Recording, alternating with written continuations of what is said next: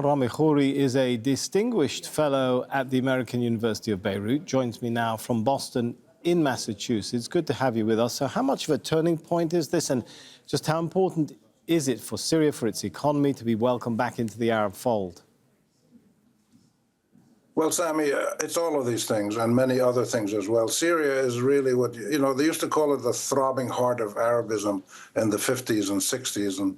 And there was a famous book by Patrick Seal called The Struggle for Syria, which talked about how people in the region fought each other with foreign powers to control Syria in the 60s and 70s.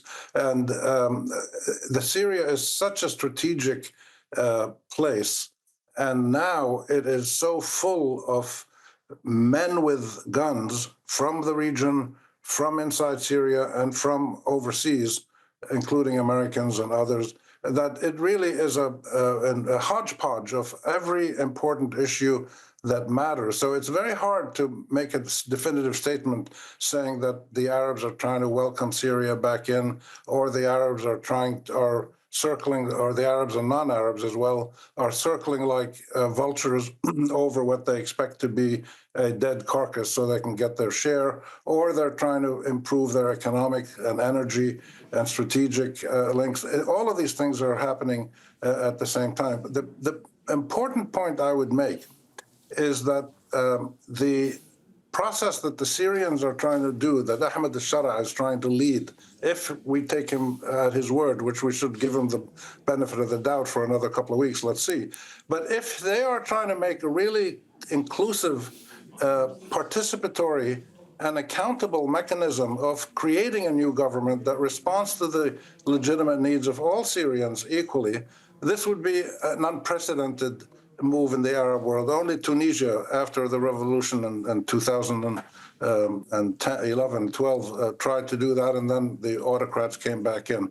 So the problem here is that all the Arab governments, without exception, some are better than others, but all of them are worried about both Syria falling into chaos, because you have ISIS and Qaeda and a lot of other groups and Kurds, and which opens the door for people to come in, like Iran and Turkey and Russia. They're afraid of chaos, but the Arabs are also afraid of a democratic Syria.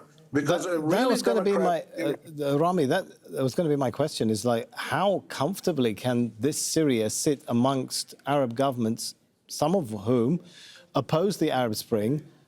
You know, the very force that brought Syria to this point, are opposed to mass grassroots movements, Islamic groups, and so on, all of which are the basic ingredients in what we're seeing in Syria today.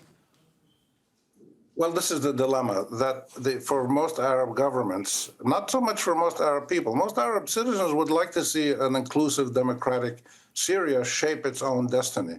You know, the Syrians under Prince Faisal in 1921 were trying to set up a democratic monarchy after the fall of the Ottomans, the end of World War I. It was the French and the British who came in and destroyed it at the same time as the Russians were coming in to take over Iranian oil. And so this constant foreign intervention to wreck any opportunity for people in the Middle East, Arab or Iranian or others, to truly move forward in a democratic way is repeating itself in many ways.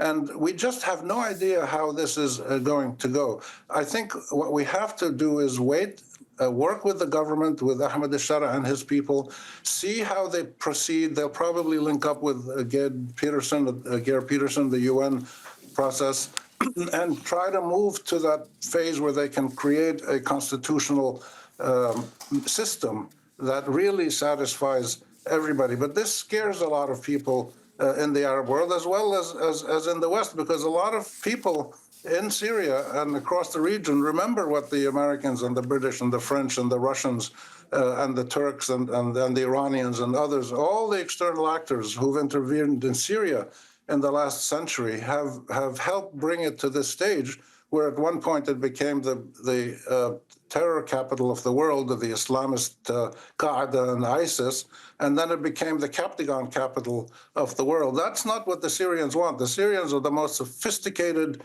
decent, lively, creative, energetic people in the entire Arab region. I can say that confidently. I love all the Arabs, but the Syrians are special. If they're given a chance, they will do it Right. And we don't know if Ahmed al-Sharia is going to actually let that happen. But in the meantime, all of these people, the Qataris, the UAE, the Turks, the Jordanians, they all go in there trying to make sure that they can influence the process somehow so that it doesn't threaten their own interests. Because we've never had self-determinant Arab citizenry. And this is what the Syrians are trying to be. All right, thank you so much for your analysis and thoughts on that. Rami Khouri.